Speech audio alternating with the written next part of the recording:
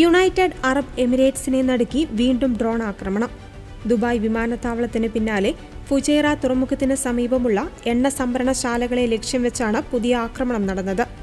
സുരക്ഷാ കാരണങ്ങളാൽ ഫുജൈറയിലെ എണ്ണ വ്യവസായ മേഖലയുടെ പ്രവർത്തനം പൂർണ്ണമായും നിർത്തിവെച്ചു. ദുബായ് അന്താരാഷ്ട്ര വിമാനത്താവളത്തിന് സമീപം സ്ഫോടനം നടന്ന മണിക്കൂറുകൾക്കുള്ളിലാണ് ഫുജൈറയിലും ഡ്രോണുകൾ പതിച്ചത്.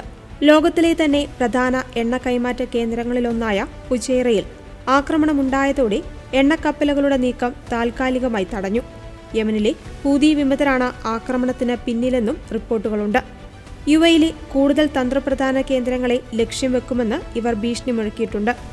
ആക്രമണങ്ങളെ തുടർന്ന് ചിലയിടങ്ങളിൽ തീപിടുത്തം ഉണ്ടായിട്ടുണ്ടെങ്കിലും ആളപായം റിപ്പോർട്ട് ചെയ്തിട്ടില്ല.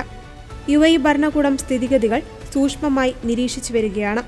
വിമാനത്താവളത്തിലും എണ്ണ പ്ലാന്റുകളിലും കനത്ത സുരക്ഷാ വലയം ഏർപ്പെടുത്തിയിട്ടുണ്ട്.